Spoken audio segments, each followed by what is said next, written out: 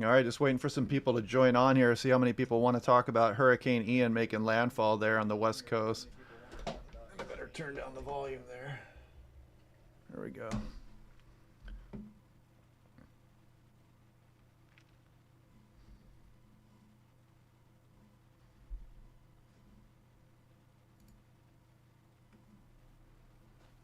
I don't know how the volume is. If you guys can hear me, go ahead and say something. I'll do a test chat here real quick. There we go.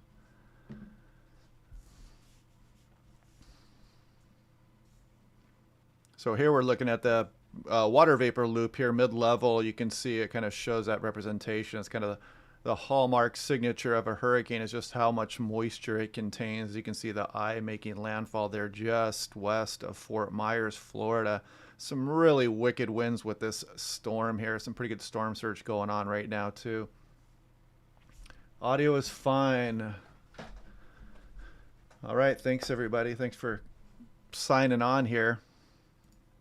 If we look here, you guys can see this is the eye. It's making landfall there. Looks like what South Seas Island Resort. You see Fort Myers is just over here, and you can see this very powerful eye wall of this hurricane here. And there's probably some meso vortices embedded in this eye wall. You can imagine the shear when you go from much less wind across the eye here to this really powerful rotation here in the eye wall, and you get these really powerful subvortices or mesovortices in the eye wall here. And as we look here, if you look closely here, 137 miles per hour in this portion of the eye wall here, just making landfall there. At least that's what the super res velocity is showing here. You can see plenty of readings over 120 miles per hour. If we look out here, you can see 140, 165.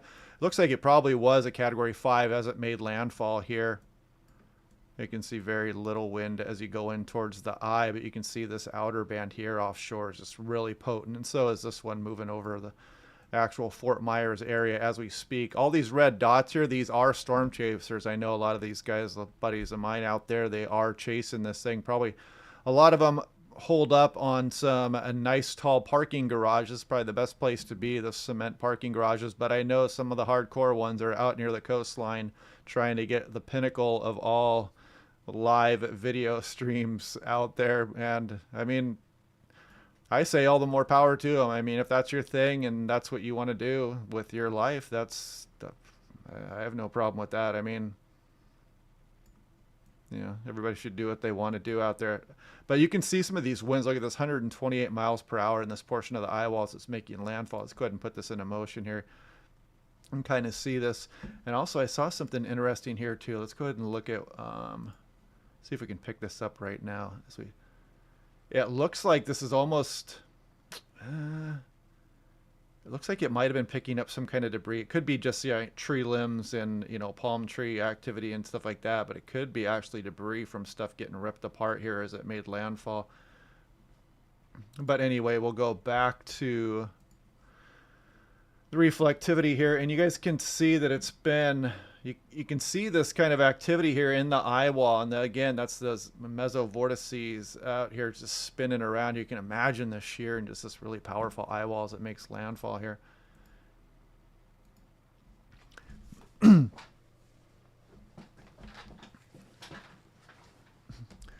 Ian, yeah. So how many people are on here? Yeah, it looks like we got some people watching here. Anyway, these are lightning strikes here showing up. And you can see this lightning bursts as these eye walls move towards land here. This is a sign of actually intensifying eye wall. So it was a very powerful hurricane as it made landfall. It's still very powerful as we speak right now. You can plainly see that eye feature.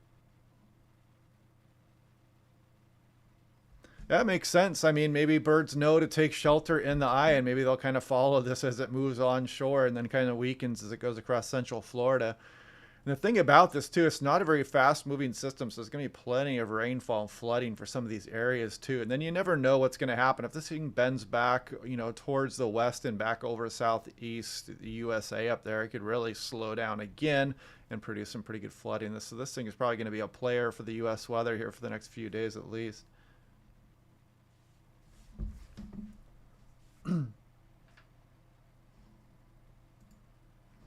And here's from as the sun rose this morning, you can kind of see this visible satellite imagery here as it kind of churned towards Fort Myers there in the west coast of Florida. Pretty impressive looking storm there. And you can see the bands reaching all the way out towards the east coast of Florida as well. Disney World. I mean, this thing, it'll be downgraded here as it moves across the land over the next 12 hours or so. But yeah, it'll probably be downgraded. You know, these things don't, these hurricanes cannot maintain that Category 5 status as they move across land.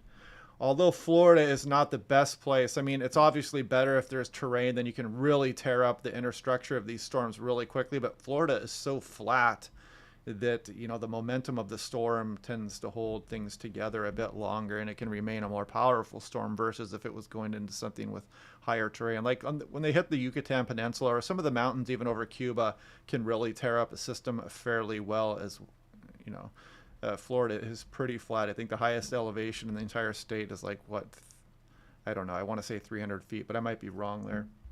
The expected storm surge was what, I believe, look at that, 12 to 18 feet above ground level. Catastrophic storm surge according to NOAA there. Destructive waves are expected.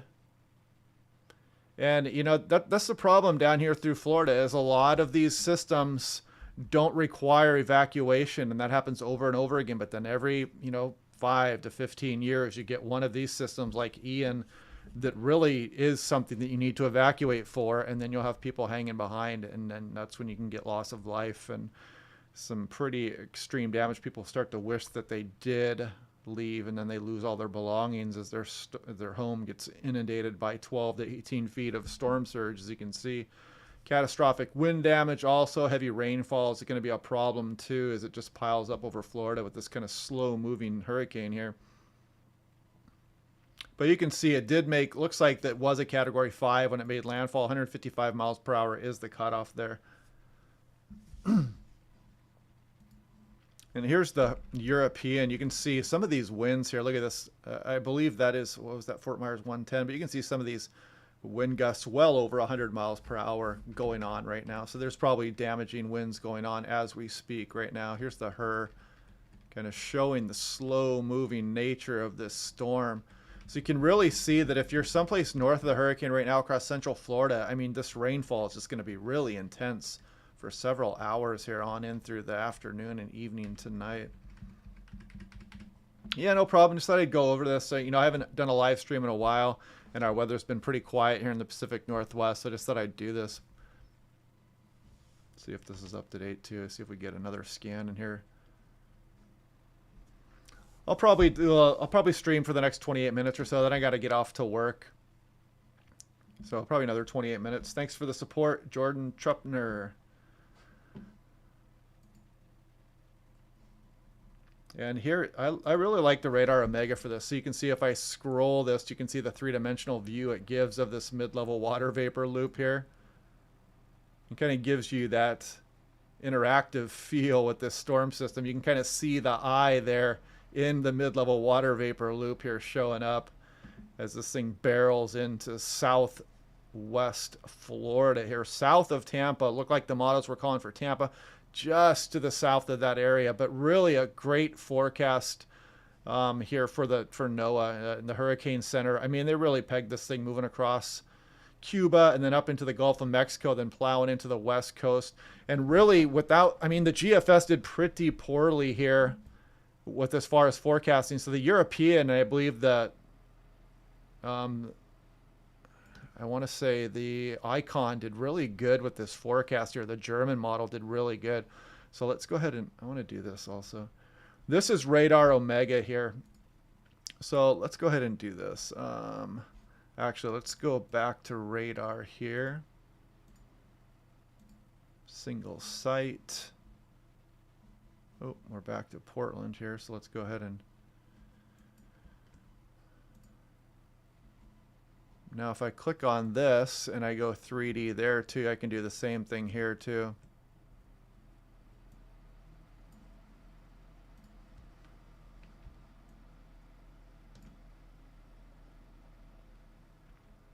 And you can really zoom in on this tool. I mean, check this out. You can get down to surface level streets if you go on far enough. You can see some of these individual communities out there. And then you can see the eye as it's moving onshore here. What is this? Flamingo Bay, St. James City, Wolfert. I don't even know how to pronounce some of these out here. There's Fort Myers Beach there. But if you back out, you can kind of get that interactive feel here as this hurricane kind of churns across Florida there. Back this up a little bit. We don't need 50 frames on there.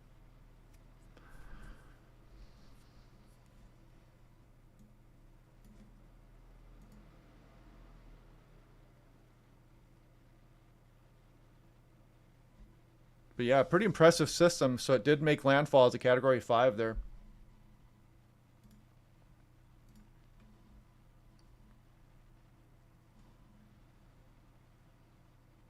Kind of an ominous looking picture here. Just a perfectly shaped hurricane. Category 5s that made landfall. You can see this is pretty much a stream as far as the sun rose today across Florida. And then you can see that eye moving across the area. I know a lot of storm chasers want to sample the eye. They want to be in that eye and kind of get that stadium effect. You can even get some blue sky sometimes when you're at the surface there and that eye moves over you, the wind gets calm, and you just kind of go through that period of just no wind.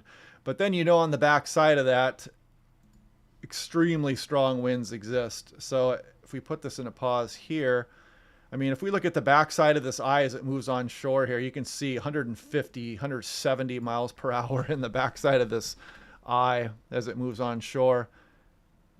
And really, as you look, I mean, look at some of these wind gusts potentially. We could get sustained winds around 120 plus miles per hour here just onshore here across the region. And again, all these red dots here, these are storm chasers. And the goal is to get in this eye and experience that eye there. 45-foot waves over the Gulf of Mexico there. Yeah, I believe it with a storm system like this. Pretty crazy. Yeah, Reed was right out there. He is pretty extreme. He'll go all the way as far. And a lot of these people are probably holed up and probably situated in parking garages and whatnot, cement structures. You can get, if you can get a parking garage a few stories off the ground, you're pretty safe there. The only thing is that once you start getting this system as it moves inland, this eye is going to become more obscured as it starts to get some friction as it moves over the terrain here, and then you start to mess up the eye and you don't really get a clear view. You'll know that you're in the eye, the winds will calm and whatnot, but you won't get that stadium effect as if you were on maybe one of these spits out here, but you wouldn't want to be out here as the eye wall crossed. I mean, you're getting 150 mile per hour winds and a huge storm surge. You'd easily be swept out to sea if you were in, you know, if you were out here potentially. But you can see here on the radar, you can see some winds over 140 miles per hour in this eye wall that's right now moving over the Fort Myers area here. So pretty intense system as it moves onshore.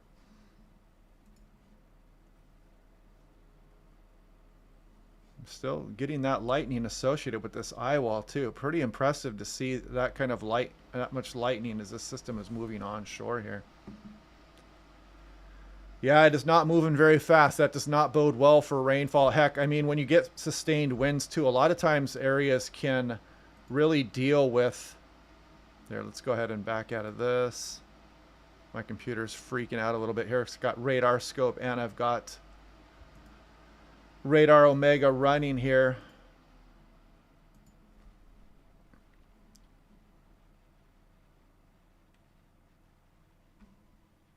So let's see, can I see this? 50 frames, Hurricane Ian.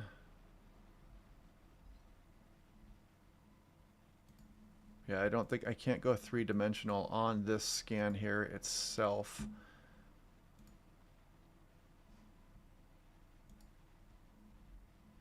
And I'm forgetting how I did that water vapor loop here as well. Oh, here we go. It's down here. That's why. So I can see upper level water vapor in 3D, mid-level, lower level. I can see the infrared here. Let's see what it looks like. So 3D. Back out a little bit here. So, I mean, you can look right down in the eye or you can back up a little bit. And if you kind of back up a little bit, you can see that eye kind of dropping down in the middle of the storm there. Kind of a labor intensive product for your computer though, but you can see the eye in the infrared as it moves across Florida there. So yeah, that's the goal of the storm chasers, to get in that eye and maybe even see a peak of sunshine when you get those calm winds that moves over your area. But then you know on the backside of that, it's going to be extremely violent winds as the backside of that eye will move over your area. I know a lot of people like chasing hurricanes. It's just never really been my thing. I've had a chance to go out there several times, but it's just not, I don't know. I'd rather chase a windstorm out here in the Pacific Northwest, really, or tornadoes. I don't have much desire to spend hours in high winds and screaming rain. I can do that right here in the Pacific Northwest. Yeah, the path of the storm looks like it's going to cross Florida, go back out over the Atlantic Ocean, then potentially move back into the southeast portion of the USA, which hopefully it doesn't stall out there. That can produce some pretty nasty flooding just in its own right.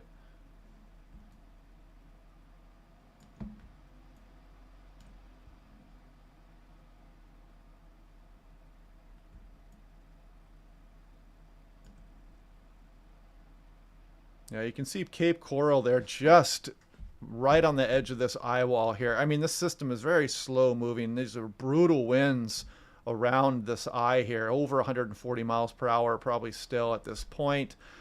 And the longer you get these extreme winds, the worse. I mean, if you deal with 150 mile per hour winds for a few minutes, you'll get some damage, obviously. But if you deal with it for half an hour or an hour, you're obviously putting much more stress on trees, buildings, anything in its way. So the longer the wind lasts, definitely the more damage that happens. So that's the risk of these slow moving systems here. Back out a little bit here. And really, you know, there were some pretty good tornadoes and whatnot moving across southern Florida too. And you can see some of this activity. The winds are still going to be pretty strong, even on the east portion here of Florida. Will this storm get caught up in the jet stream like Fiona was? Yes, that's ultimately the end product of all hurricanes. You know, basically the plan is collecting a bunch of heat down here in the tropics, and it wants to get it to the poles. It's trying to balance out the atmosphere here. So eventually this will move up into the jet stream. It just might take its own sweet time. And sometimes the path is more direct up towards the polar areas, and sometimes it's more spread out and moves off more easterly or northeast as it gets caught up in the jet stream. And it can even affect windstorms down in towards Europe later on in the season. You know, it depends on what, not later on in the season, but depending on the system itself. You can inject that energy into the jet stream and affect mid-latitude cyclones downstream up towards Europe. Or as we saw in Fiona's case, that thing moved across Nova Scotia and it really blasted northward up towards Greenland. So a pretty direct path towards the polar areas. But yeah, eventually this energy will be lifted up into the jet stream.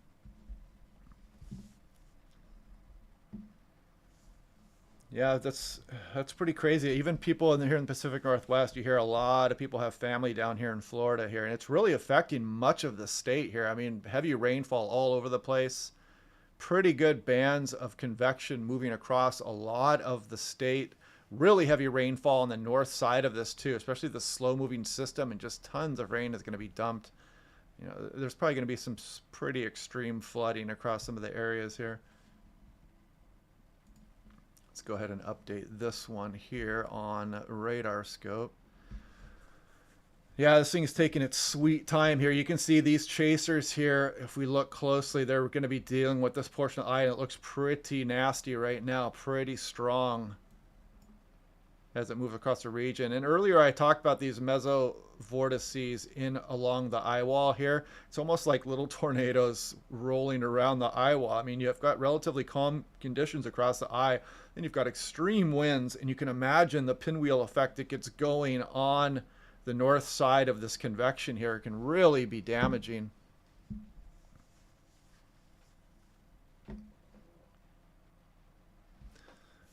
Yeah, some of the heat transfer doesn't take long. In fact, let's go ahead and look at that. Let's look at the GOES 16 here. We'll do GOES 16. And we'll just do like a wide view here. You can take a look at this. This is Florida down here. This is Ian. Look at the heat transfer from Ian all the way up towards into the jet stream already. So eventually the entire system and all its energy will be pushed up into the mid latitudes and eventually, you know, get distributed across the planet in one way or another. It's just taking its sweet time, but you can plainly see that heat transfer as it goes on here. Let's see if we can do a global sector here. Let's do full disk. Does not want to load. Here we go. Taking its sweet time, but you can see, yeah, this is all the way past Nova Scotia here. Almost, you know, it's clearly getting caught up in the jet stream there. Let's put that into motion here. You can see that weak system moving into the Pacific Northwest right now. Looks like it might be raining outside a little bit here. Might have to go out and enjoy that here in a minute. But yeah, you can see Ian churning off the coast here, and you can see its connection all the way up into the mid-latitudes already. Look at this heat transfer. The planet's like, hey, man, this is a lot of moisture and a lot of heat down here. We want to start to balance this out as soon as possible.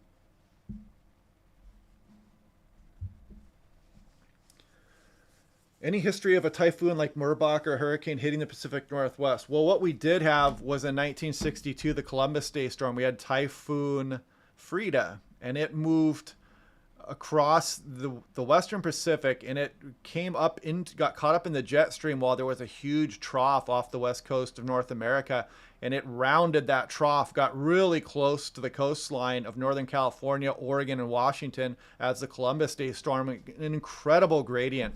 I mean, there were winds well over 200 kilometers per hour. The Nacelle radar site, 160 miles per hour. Portland, 116 miles per hour. Renton, Washington, 100.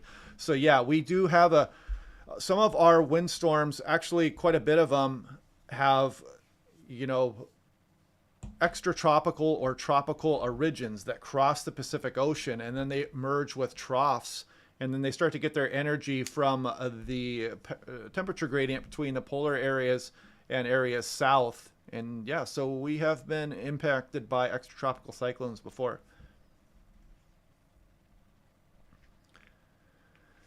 Yeah, Reed Timmer had some pretty good stuff out this morning. I was watching his live stream for a while. Looks like he was right along the shoreline there. I mean, he usually knows what he's doing out there, and I say go for it. But, you know, some of the stuff you'll see down there will be kind of lackluster. If you're inland a little bit, you're not going to get a clear shot of the eye probably. Once this storm moves over land, you start to get friction effects, and you start to lose this eye. You know, the eye starts to get clouded over, and you'll get the calm winds, but you won't get that really cool stadium effect that you would if you were on the coastline.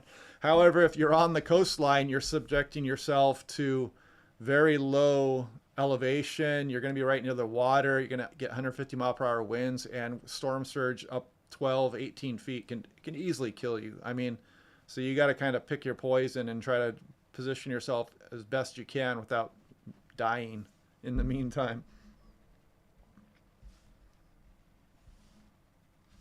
But let's see here. So here's Hurricane Ian now. You can still see it's still a major hurricane as we speak. And look at this. As the time it moves over central Florida, projected to be a tropical storm, still have hurricane warnings there on the northeast side of it. And then it will move back over the Atlantic Ocean a bit and then come back in towards South Carolina, Georgia.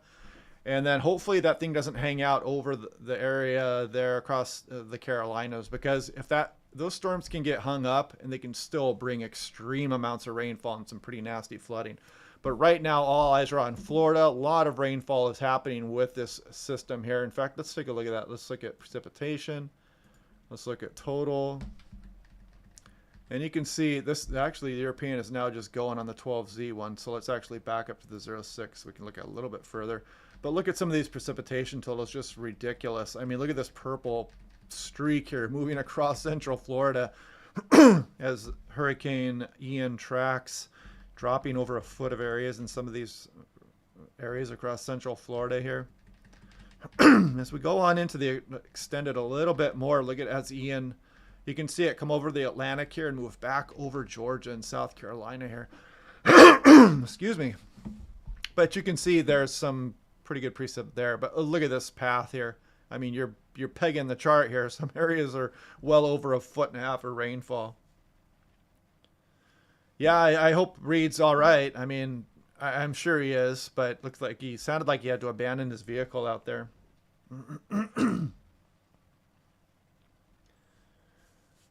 But yeah, CK Hiker asked about the updates for projected paths. So it showed you that. And this will eventually, yes, merge back up into the jet stream there.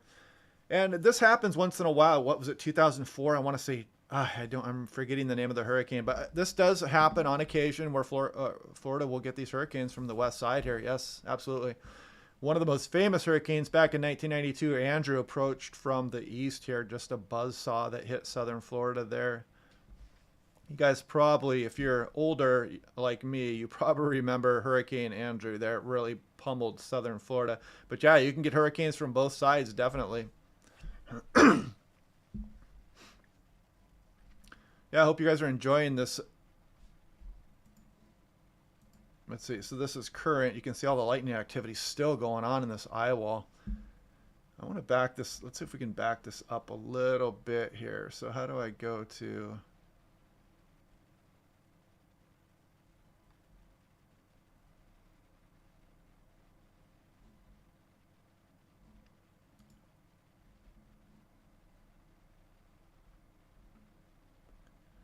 I want to back up a bit more here, but I don't want to...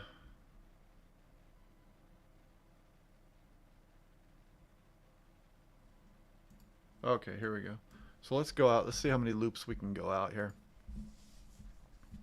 See if we can watch this thing. That's not 200 loops. Let's see if it's going to update here.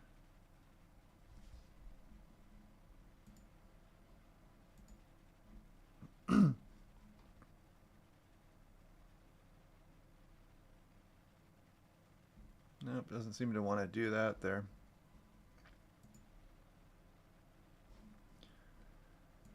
So we'll do long wave IR.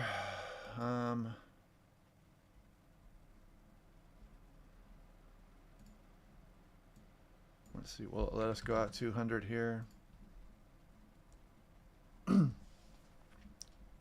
This is Tropical Tidbits. This is a pretty good website also.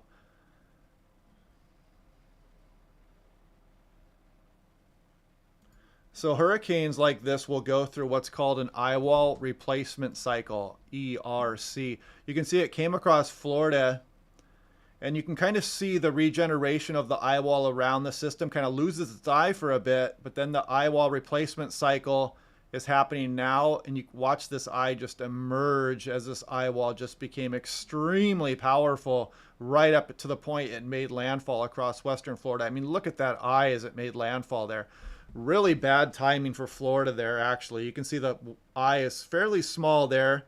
You can see the deep convection pulsing around the center of the system there. Almost loses its eye altogether. It gets obscured somewhat. But you look at that eye wall replacement there. The deep convection just wrapping around the eye at the worst possible time as it makes landfall just west of Fort Myers, Florida there. So that was not good timing at all. And you could see that actually happened because that all that lightning activity as it was coming up towards the landfall region here was not good. I mean, let me speed this up quickly here. Let's go back a little bit.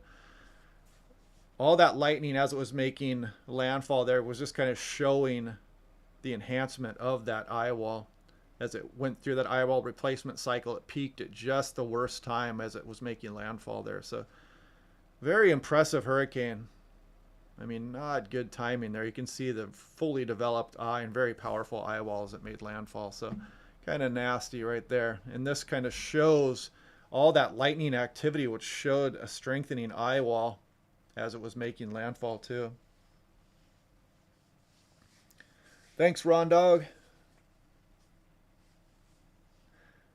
Yeah, I mean, that's a pretty populated area of Florida down there. I mean, Florida's got a lot of people in it, and there's enough people that it's definitely concerning. And I'll show you guys this here again.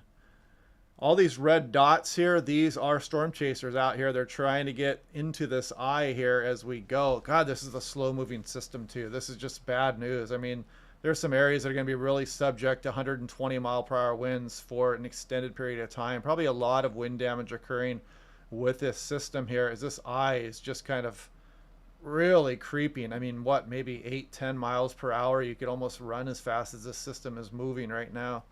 Not good. On the right here, we've got a super res velocity, so you actually can see the velocity of the wind. So 120 plus here shown. I don't know if you guys can look in close enough to see that, or you can just take my word for it, but plenty of wind speeds over 120 miles per hour are over land here near Cape Coral here, near Fort Myers, Florida. And of course, this will continue to march northward. Yeah, Cape Coral is not doing well, probably. Hopefully people evacuated there. I don't know the storm surge situation inland a bit here, but I know there's a lot of these areas are very susceptible to storm surge. And like I said, NOAA showed 12 to 18 feet of storm surge here across the region. Catastrophic storm surge, inundation of 12 to 18 feet above ground level. Destructive waves are expected. So you can see from Inglewood to Bonita Beach, including Charlotte Harbor, residents in these areas should urgently follow any evacuation orders in effect. So it's too late now. So if you are in place down there, you're in for the ride. Catastrophic wind damage with winds over 120 miles per hour, extended periods. Not good. Yeah, Rob, hopefully they were above, hopefully they had some elevation, or they weren't right on the immediate coastline there. Hopefully not. Yeah, I think the National Hurricane Center had it at 150 miles per hour, 155 right at landfall. So it'll probably be, it's at least a category 4, possibly category 5 at landfall. Living in Oregon, thanks. Thanks, CK Hiker.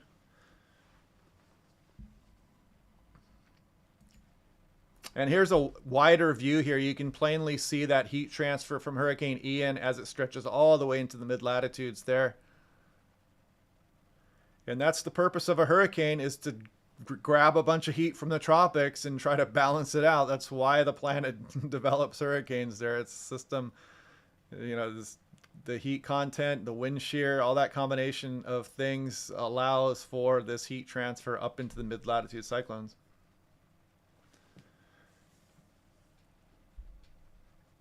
Yeah, that's not good news. Endoblast, the whole area is built at sea level with canals of water coming up to the houses. That sounds about right. So 12 to 18 feet above is not good. That is bad news. There's the HER. There's the European, showing the extreme amount of rainfalls, especially in localized areas off to the north. Hurricane Ian, there's the track. Supposed to be downgraded from a major to a tropical storm as it crosses off the east coast there.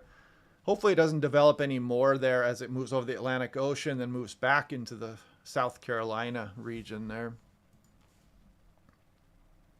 But yeah, here we're looking at, again, that eye wall replacement cycle. You can see that a smaller eye went through that eye wall replacement cycle. Then the huge eye developed right as it made landfall there. Very powerful system, strengthened at exactly the wrong time for Western Florida. So sorry to be the bearer of bad news there. And here's some tools I've been using here. Here's a 3-dimensional look at the infrared satellite imagery across the area there. You can see this tool allows you to scroll almost to a 90-degree angle. You can swing around it. You can see Florida. If you zoom in here, you can actually see surface level streets. This program is really nice. You can actually see the satellite imagery and whatnot. So let's back up a little bit more here. We'll swing around.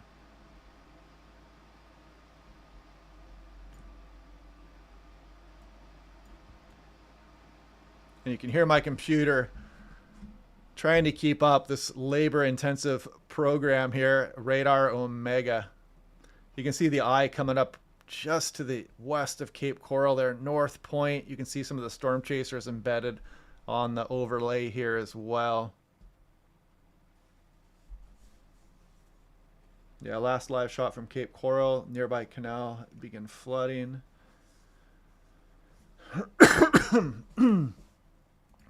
And this is radar scope going on right now. Let's make sure this is up to date. Okay, so that was the latest scan is at 10:55. This was 4 minutes ago now. You can see if you're out on this South Seas Island Resort, you are in the eye now, but I don't know if that would have been a good idea. A lot of this might be getting inundated with seawater here across the region.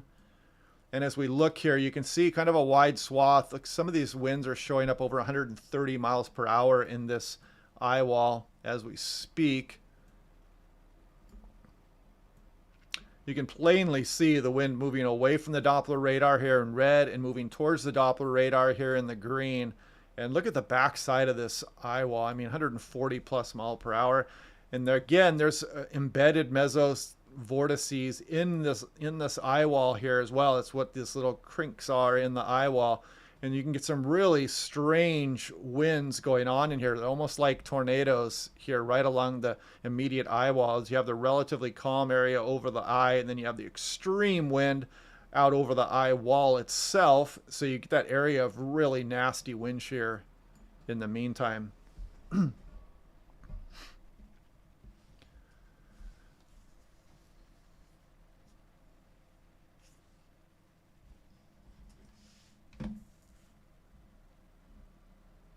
Yeah, hopefully these people are all prepared. I mean, this is just kind of nuts. This thing is so slow moving.